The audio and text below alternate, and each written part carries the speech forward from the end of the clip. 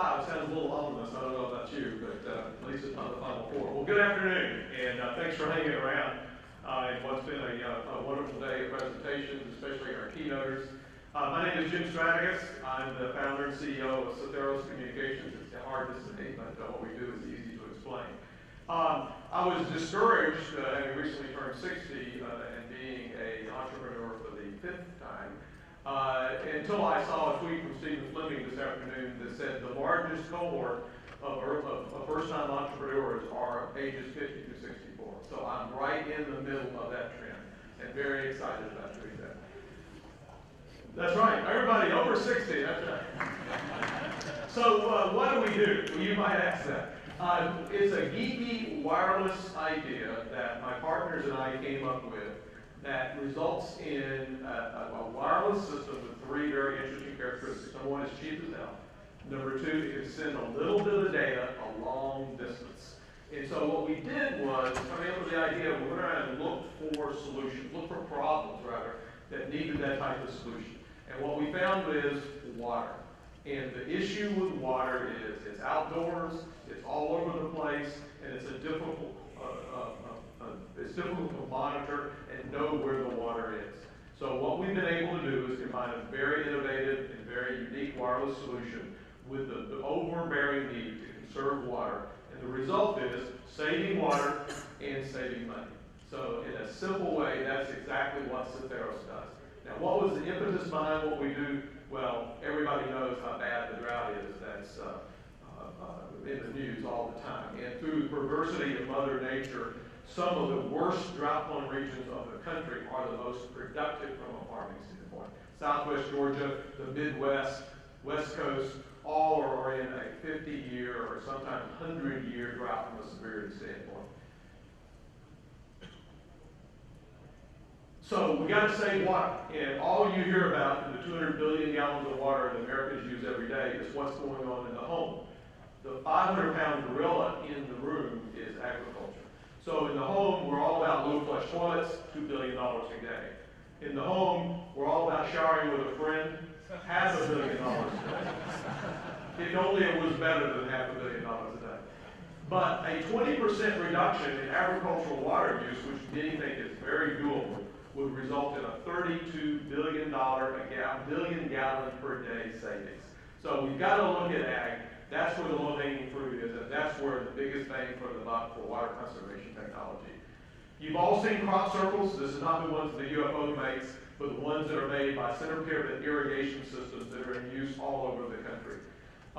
Simply scheduling irrigation for when crops need the water has been shown to provide a $31 per acre positive impact on the bottom line of farmers. That is a huge, huge number. There are 300,000 irrigated farms in the United States, representing 60 million acres. Do the math. That savings would result in 6 trillion gallons of water a year, 600 million gallons of energy for pumping the water, and a $12 billion increase in yield across irrigated farmland. Well, how do you do that? Well, everybody looks above the ground at the big, fancy, expensive irrigation system. What's going on below the ground is the crops are using the water and growing and producing what we eat. Only 9% of farmers know how much moisture is in the soil. That's a big problem. The most common method of knowing when to turn on an irrigator, and one of these center pivots pumps 1,000 gallons a minute, is when my neighbor's doing it or when it looks like the crops are dry. There are no good options. Everything that's available to a farmer today to measure moisture in the ground sucks. Companies like John Deere Water, bless their hearts, AquaSpy, AquaCheck, a lot of small and medium-sized companies make very ugly, expensive solutions that stand above the canopy because their wireless signals can't penetrate foliage. They're expensive, hard to install, and require expensive cellular data connections.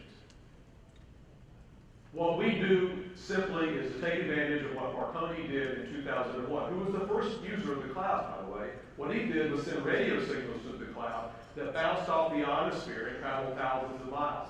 He did it with a 1,000-pound spark gap transmitter. We do it with a few $100s of electronics in a 36-inch package that all the farmer has to do is go out in the field and plant it in the ground. Battery powered, it measures the moisture in the soil at different depths depending upon the crop, and sends a report every hour on how much moisture is in the soil, which the farmer uses to determine when to irrigate. The sensor technology, the server technology, and the network architecture are all patent pending inventions of Sytheros Communications. We've been able to do what no one has been able to do before and use largely abandoned and unused frequency spectrum to provide long distance, low data rate, reliable communications. In southwest Georgia, in Mitchell County, the University of Georgia operates a research center dedicated to irrigation technology. They're experimenting with mesh radio networks to send the sensor data around the farm. They can reach about 1,000 feet. They're experimenting with cellular radio. It can reach about 5 miles, but it's expensive, $20 to $30 a month per sensor. One radio cloud gateway, this is our cell tower located in Atlanta, can cover 60,000 square miles, most of the state of Georgia.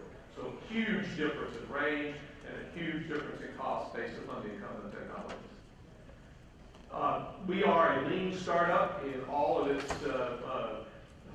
implications. We're following the lean startup business model. I was an instructor for the NSF I-Corps when the cohort was taught at Georgia Tech. We're using the business model Canvas. I've got an army of graduate students that are helping me complete the Canvas and complete the customer interview process. Our value proposition is we lower pumping costs, we improve yields, we help the farmer be able to survive droughts, we conserve water, and we're simple to install. We'll get revenue streams from hardware sales. We're pricing our sensors well under the price of competing products in the $600 to $800 price range, and we'll charge $1 to $5 a month per sensor at recurring costs to deliver the data to the farmer over the cloud. There are 14,000 farms in our target segment. These are farms of over 1,000 acres. That's 30 million total acres. Rough rule of thumb is there'll be about a need for about 1 sensor for every 5 acre, which creates a market of 6 million sensors, $4 billion in hardware, and over $200 million in recurring revenue. We've accomplished a lot on a little so far based upon grants funded by yours truly, and we submitted additional grant applications to the Department of Agriculture, and we'll be filing our first utility patent. Next year, we're going to apply for more grants, keep our burn rate as low as possible, raise about a $500,000 seed fund in the first quarter, and I've got a cadre of very experienced RF and digital design engineers, software guys ready to join the company once we secure funding. We'll be in field trial in the growing season of next year, and we plan to release our first commercial product by the end of next year. This is a very busy and inquisitive space. It's a $13 billion industry for irrigation-related technology, and the big players like Valaki and Lindsay and Reineke are hungry for technologies that will go along with their irrigation systems to help farmers conserve water. We have a booth outside. I'd be happy to explain more if you want to stop by. Thank you very much.